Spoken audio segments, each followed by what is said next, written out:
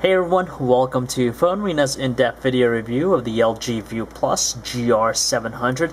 It's available right now through AT&T and has a contract price of $149.99. Even though its name has a lot in common with the LG View, which was released a couple years back, it actually has a lot more similarities with the LG Xenon released last year. This device sports a physical slide-out keyboard, also a touchscreen, so we'll see if it's a worthy upgrade to the LG View. When you compare this handset to the LG's View and even the Xenon, this one has actually a modern looking design. We definitely like its choice of materials. Even though it might be plastic, it feels a lot more durable than what was found on the Xenon, even the View. It has a gunmetal colors, which contrasts nicely with the subtle chrome trim around the touchscreen. It's normal size and not that heavy at all. Feels fairly good in the hand, and it's pretty well constructed overall. Unfortunately, we're presented with the same size screen at 3-inch. It has a resolution of 240 by 400 and support for 262,000 colors. However, though, it's worth noting that this is a capacitive touchscreen versus the resistive one found on the other two handsets, the Xenon and the View. So it definitely feels a lot more responsive. And when you sit outdoors, even though colors might look a little bit washed out, it's pretty usable. Right below it, you have your physical hardware buttons. You got your send and key, the back and clear, which is pretty good touch to them. On the left-hand side, you have your decently sized volume rocker, your task menu.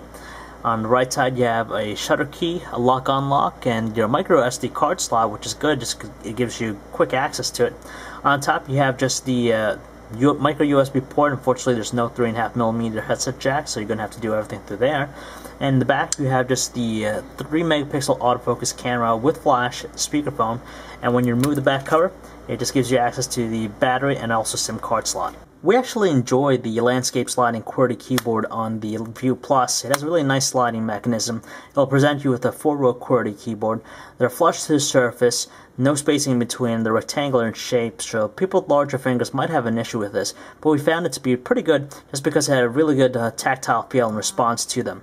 On the left-hand side, we also like the fact it has some quick access functions and also the inclusion of the directional keys. Easily the biggest eyesore to the handset has to be its outdated interface, which is actually the same one used on the Xenon and has some elements found from the View. You're presented with 3 home screens. On the leftmost, you have ones for your contacts. On the middle, you have ones for your widgets, and as you can tell, it took a little bit long time for them to load up. Scrolling is also not the best, it's kind of slow. And on the right side, you have also ones for your shortcuts for some applications. At the bottom, you're presented with 4 icons to get you into some of the functions of the phone, such as the phone dialer, one for your contacts, messaging, and of course the main menu. Granted, though it looks outdated, it's straightforward and easy to use. The messaging experience on the View Plus is pretty good. You're presented with some on-screen functions here. As you can tell, the keypad, when you have T9 enabled, it is fairly responsive and very quick. As always, you'll always have the option to use the physical QWERTY, which is also a decent experience. The web browsing experience is pretty acceptable, especially when you have Opera Mini on board, just because it gives you a pretty good mobile experience. Our website didn't take too long for it to load, thankfully. It's rendered also to fit the length of the screen, so text is automatically reflowed, and scrolling is pretty good, so the overall experience should be more than satisfying. The music player in the LG View Plus is your typical looking one, as they'll present you the album cover, track information, even on-screen functions. But you can change it up a little bit by choosing your visualization. There's 3 options, and it just gives it slightly better appeal. When it came down to the volume from the speaker, it managed to produce some good tones, but had a tendency to slightly crackle at the highest volume.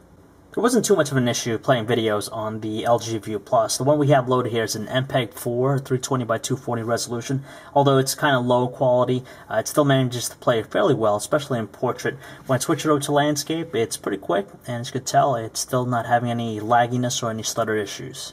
The camera on the LG View Plus is an upgrade versus the one found in the View and even Xenon. It boasts a 3-megapixel autofocus camera versus a 2-megapixel one. So taking photos, you just press down the shutter key slightly to focus and then press it all the way to take the shot.